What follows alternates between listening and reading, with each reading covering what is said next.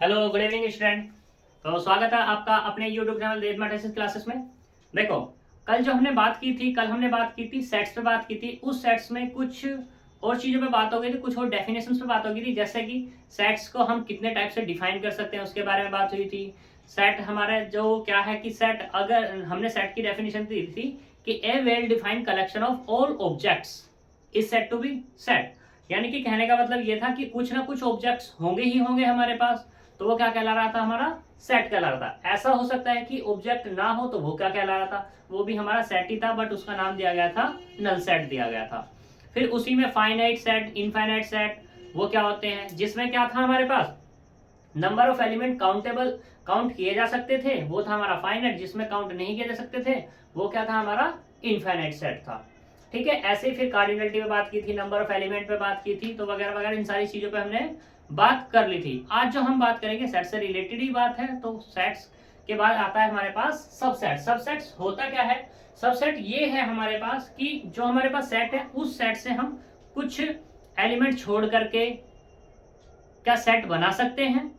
बिल्कुल सही बात है। यहाँ पर हम जो हमारे पास कोई भी सेट है उस सेट में से कुछ एलिमेंट छोड़ दें तो तब भी हमारा क्या बनेगा, सेट बनेगा, लेकिन तब उसका एक नया नाम दिया जाएगा जो क्या होगा, सबसेट। आओ तो देखते हैं हम यहाँ पर किस तरीके से बनेंगे।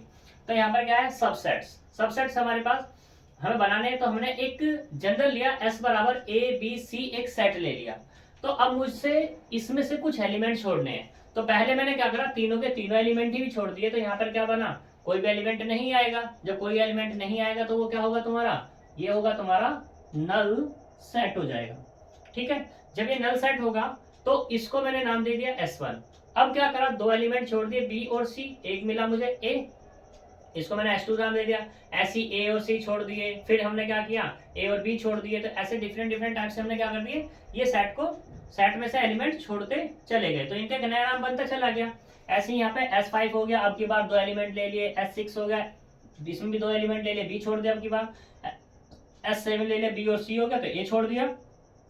और एक ले लिया S8, जिसमें से कोई भी एलिमेंट नहीं छोड़ा। तो ये सारे के सारे किससे बन रहे हैं, मेरे जनरल सेट से बन रहे हैं। तो इन्हीं को क्या कहा जाएगा, सब सेट कहला जाएगा। अब इसे लिखते कैसे हैं, तो S1 सबसेट ऑफ S, क्योंकि S1 जो है S के एलिमेंट से मिलकर बना है, तो इसलिए इसे S1 सबसेट ऑफ S कह देते हैं। ऐसे ही यहाँ पे अगर S2 भी तो है हमारे पास, तो ये भी S2 सबसेट ऑफ S। ऐसे ही होगा S3 सबसेट ऑफ S। यहाँ पे फिर क्या हो जाएगा, ऐसे ही तुम्हारे पास S3 हो गया, S4 सबसेट ऑफ S। ऐसे ही S5 subset of S, S6 subset of S, S7 subset of S और S8 सबसेट ऑफ S। ये सारे के सारे क्या बने, इसके सबसेट्स बने। क्लियर इतनी बात। अब हम बात करते हैं आगे। आगे किस पे बात करनी है हमें, देखो ये हमारे पास हो गया। अब जो सबसेट्स हैं, ये जो हमारे पास सबसेट्स बने हैं, ये हमारे टू टाइप्स के होते हैं। टू टाइप्स के कौन कौन से, एक तो होता है प्रॉपर सब सेट्स, और दूसरा होता है इम्प्रॉपर सबसेट। अब बात करते हैं भाई इम्प्रॉपर और प्रॉपर कौन से होते हैं। देखो इम्प्रॉपर जो होते हैं वो होते हैं हमारे पास सिर्फ दो, एक तो वो होगा फाइव और एक होगा इट सेल्फ।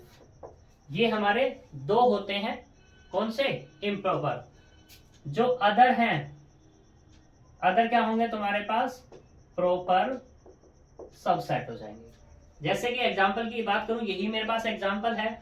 तो इसमें जो प्रॉपर हैं वो क्या है हमारे पास, ये है S2, S3, S4, S5, S6 और S7।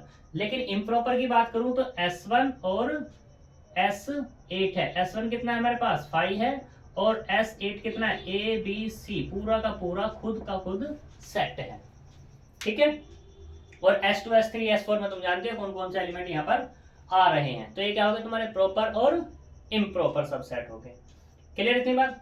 अब हम यहाँ बात करते हैं total number of subset in set.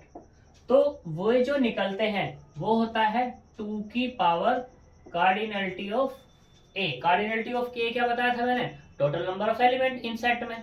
तो यहाँ पे क्या हो जाएगा 2 की power n।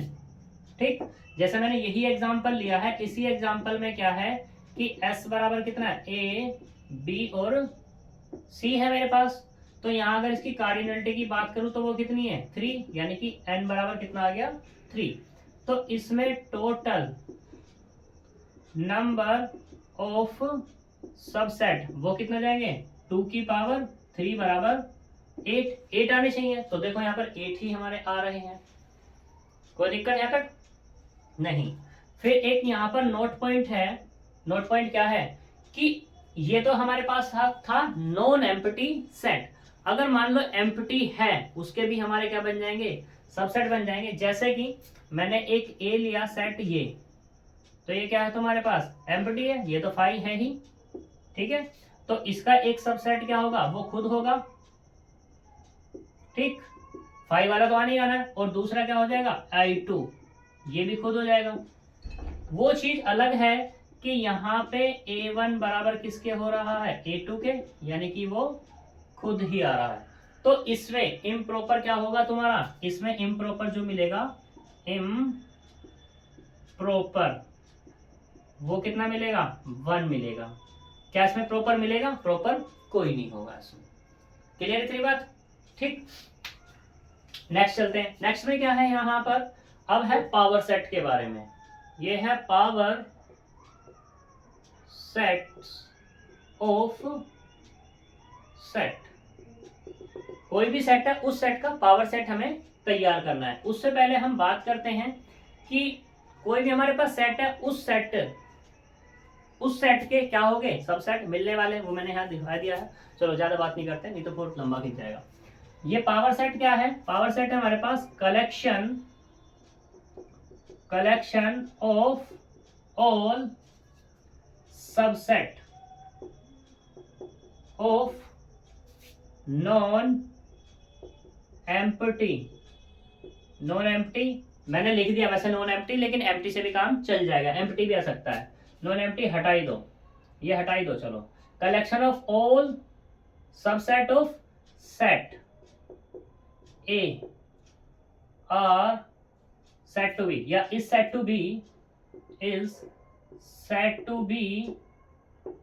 be power set of set A।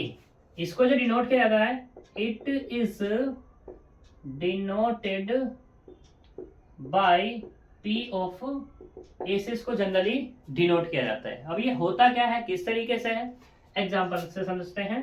Example में यही ले रहा हूं, A बराबर कितना, ये ले लिया A B और C।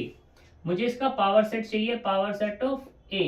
तो मैंने अभी तुम्हें बताया था, पहले तो इसके सबसेट्स बनाने पड़ेंगे, और सबसेट्स मैंने यहाँ पर बनाए हुए, बस सेट का नाम अलग है, बाकी सबसेट्स तो वही हैं, है ना।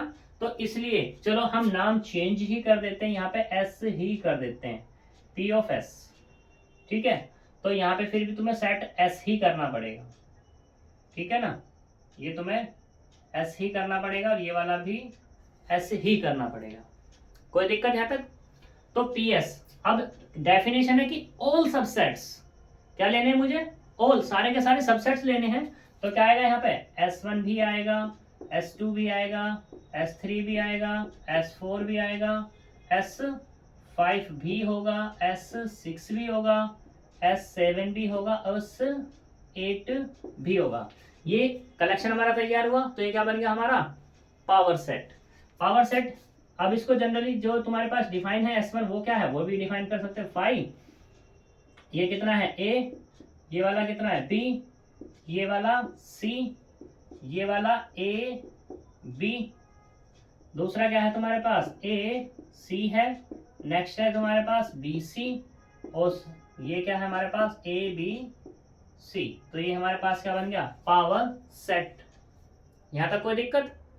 अब बात करते हैं पावर सेट के एलिमेंट की, सॉरी पावर सेट की cardinality. Power set of S, उसकी कार्डिनलिटी क्या होगी, वो होगी जो तुम्हारे पास, वैसे तो कार्डिनलिटी किसी भी सेट की, अब ये सेट ही तो बना है हमारा, किसी भी सेट की कार्डिनलिटी होती क्या है, वो यही तो होती है कि उसमें total number of element, total number of element. तो कितने यहाँ पर 8 है, लेकिन हमारे पास जब सेट होगा उस सेट से हम डायरेक्टली, अगर क्वेश्चन हमारा ये आ जाए कि भाई हमारे पास एक सेट है एस और इस एस से हमें बनाना है पावर सेट और पावर सेट की कार्डिनलिटी बताओ, तो क्या कर दोगे तुम, तो इसका जो फॉर्मूला होगा कार्डिनलिटी ऑफ पी एस वो हो जाएगा 2 की power cardinality of S, cardinality of S.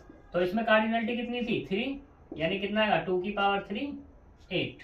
तो यहाँ पे क्या मिल जाएगा, कार्डिनलिटी मिल जाएगी पी ऑफ एस की जनरल तुम्हारी इस तरीके से फाइंड हो जाएगी। ठीक है, यहां तक कोई दिक्कत। तो ये हमारा है पावर सेट। इससे आगे चलते हैं अब हम।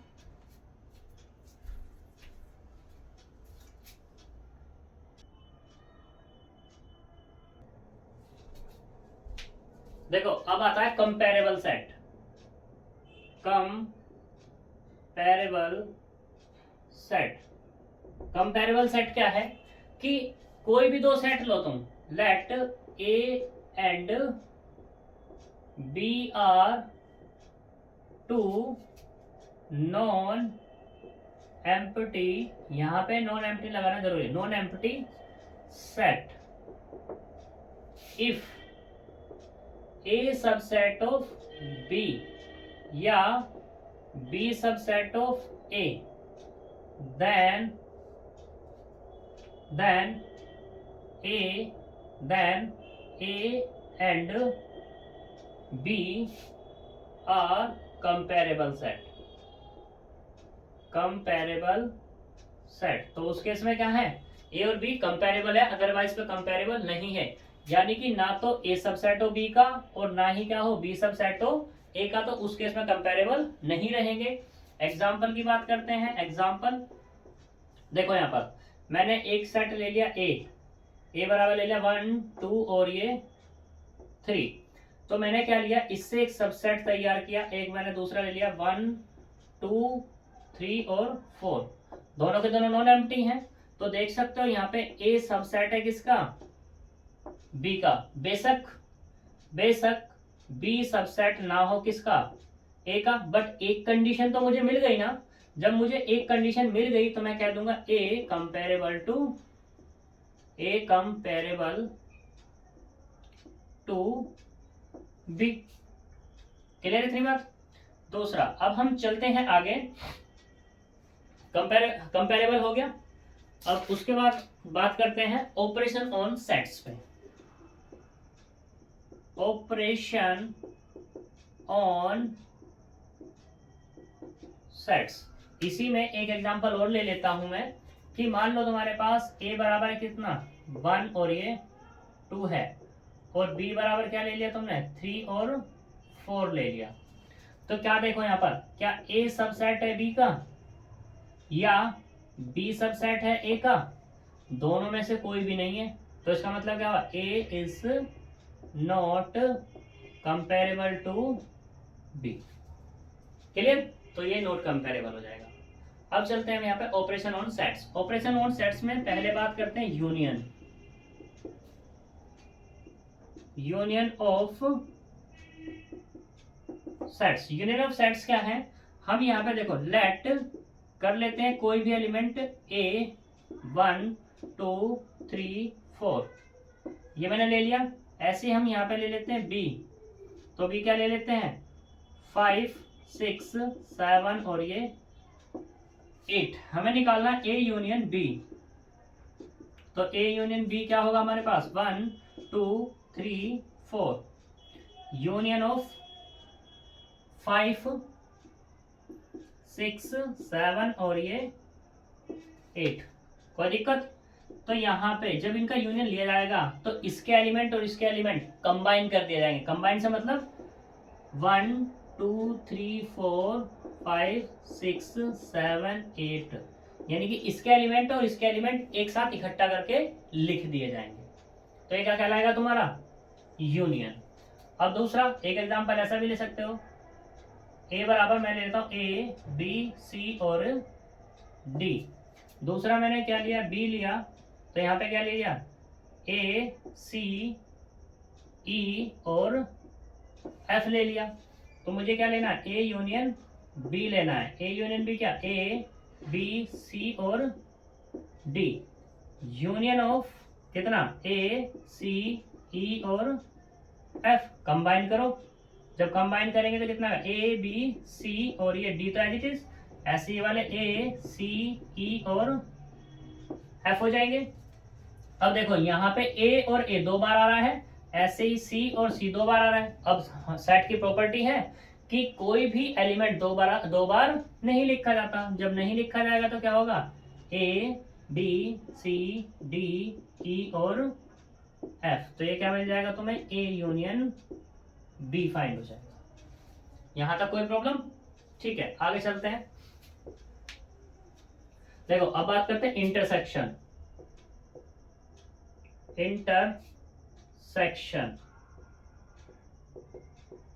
ऑफ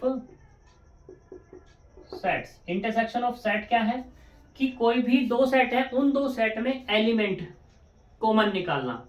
जो कॉमन एलिमेंट निकलेगा वो उन दोनों सेट का क्या कहलाएगा, इंटरसेक्शन कहलाएगा। कैसे, देखो लेट कर लेते हैं हम यहाँ पे a बराबर 1 2 3 4, ठीक, एंड b बराबर ले लेते हैं हम यहाँ पर कितना, 2 3 5 6, ये हमने ले लिए। तो a इंटरसेक्शन b निकालना है। तो a इंटरसेक्शन b क्या, 1 2 3 4, इंटरसेक्शन ऑफ 2 3 5 और ये 6। अब इन दोनों में कॉमन क्या है, देखो 2 यहाँ पर है, 2 यहाँ पर, 3 यहाँ पर, 3 यहाँ पर, तो जो कॉमन है उसको निकाल लेते हैं, 2 और ये वाला 3। तो क्या मिला अपने को, ये a इंटरसेक्शन ऑफ b बराबर 2 और 3। कोई दिक्कत? तो ये इंटरसेक्शन निकल जाएगा। एक एग्जांपल और ले लेते हैं। एक एग्जांपल क्या लेते हैं, a बराबर लेते हैं अब की बार a b c और d, एंड b बराबर ले लेते हैं g और ये h। 2 सेट ले लिए मैंने। तो यहाँ पे a इंटरसेक्शन b कितना आएगा, a b c d, intersection of g और ये h। क्या कोई कॉमन है? नहीं है। जब कुछ भी कॉमन नहीं है तो a इंटरसेक्शन b क्या आएगा, कोई भी कॉमन एलिमेंट नहीं आएगा, यानी कि 5 आ जाएगा। ठीक, तो यहां से क्या मिला, a इंटरसेक्शन b बराबर 5। कोई दिक्कत नहीं। इसी के साथ एक डेफिनेशन आती है हमारी डिसजॉइंट सेट की। डिसजॉइंट सेट्स, डिसजॉइंट सेट्स क्या होते हैं कि कोई भी हमारे पास, मान लो कोई सेट है, ठीक है, कोई भी सेट है, मान लो let a and b are any 2 non empty sets if a intersection b बराबर 5, then sets are disjoint, otherwise not disjoint। मतलब कहने का क्या हुआ, मतलब कहने का ये हुआ कि कोई भी 2 सेट लो तुम, अगर उन 2 सेट में कॉमन एलिमेंट नहीं मिलता है तो ही हमारे डिसजॉइंट कहलाएंगे। अगर कॉमन एलिमेंट मिल जाता तो डिसजॉइंट नहीं होंगे। एग्जाम्पल की अगर मैं बात करूं तो मैंने एक एग्जाम्पल यहाँ पे ये वाला उठाया हुआ है, तो ये डिसजॉइंट के लिए काम कर जाएगा। ए है और बी है, तो इन दोनों में कुछ भी कॉमन नहीं मिला, तो क्या मिला मुझे, ए इंटरसेक्शन बी 5 मिला। तो इसका मतलब क्या, ए और बी आपस में क्या है, डिसजॉइंट है। अब दूसरा एग्जाम्पल की अगर मैं बात करूं तो ऊपर वाला है मेरे पास, इसमें क्या है, कॉमन मिल रहा है, तो ये डिसजॉइंट नहीं है। ठीक है, इतनी बात। आगे चलते हैं।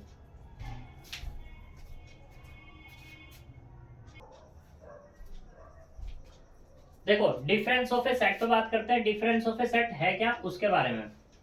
ये क्या मैंने डेफिनेशन लिख दी छोटी सी, for any sets a and b their difference a minus b is defined by is this, a minus के b बराबर x। यानी कि a माइनस बी क्या मिला मुझे, x मिला, जहां पर क्या है x बिलोंग्स तो a में कर रहा है बट x b में नहीं है।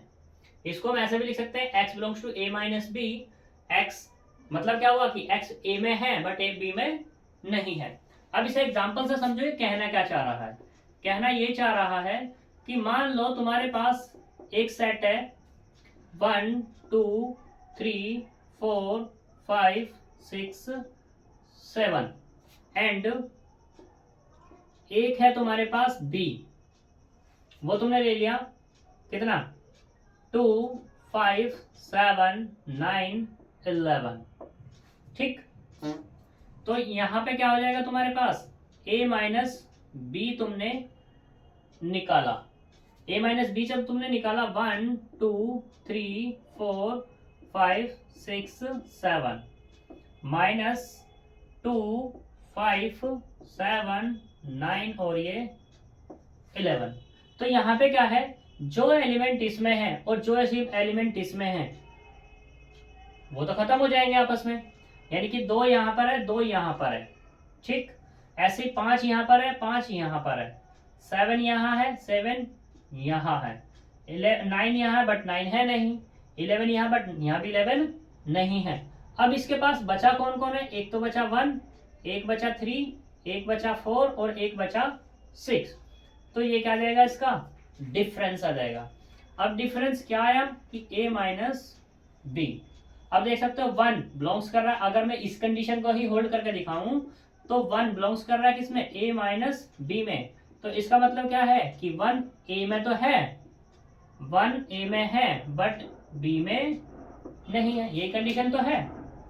ऐसे ही यहां पर है 3 belongs to a minus B, 3 a minus B में तो है, ठीक है, और 3 a में भी है बट किस में नहीं है, 3 बिलोंग्स नहीं कर रहा किसमें, बी में, तभी तो ये कंडीशन आई।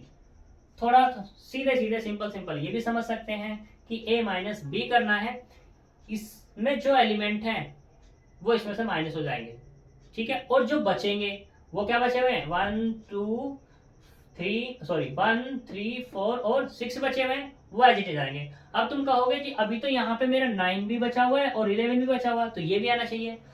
इसमें कितने भी एलिमेंट बचते रहे उससे मुझे कोई लेना देना नहीं है, एलिमेंट सिर्फ वो बचेंगे जो इसके पास होंगे। क्लियर इतनी बात, ठीक।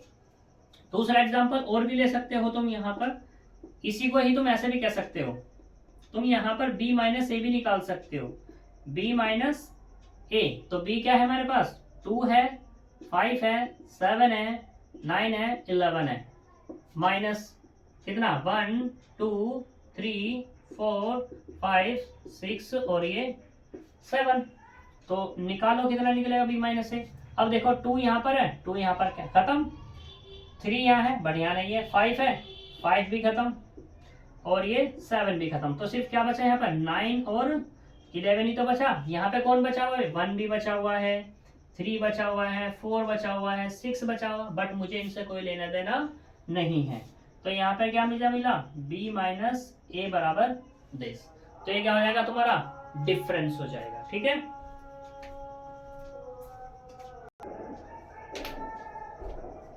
देखो कॉम्प्लीमेंट ऑफ ए सेट पे बात करते हैं, कॉम्प्लीमेंट ऑफ सेट है क्या उसके बारे में जानते हैं। तो let U be the universal set and let A subset of U। एक U है जो यूनिवर्सल सेट है और उसी से क्या लिया गया, एक सबसेट लिया गया A।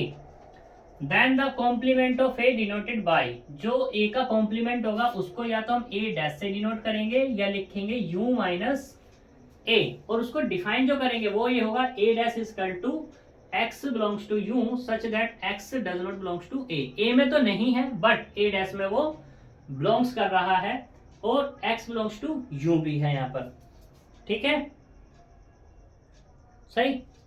तो बात करते हैं यहाँ पर, ये ऐसे लिख सकते हैं x belongs to a dash, x belongs to a dash. यहाँ पे थोड़ा से गड़बड़ है, यहाँ ये है a dash is equal to x such that x belongs to u, x belongs to u and x belongs नहीं कर रहा किसमें, a में।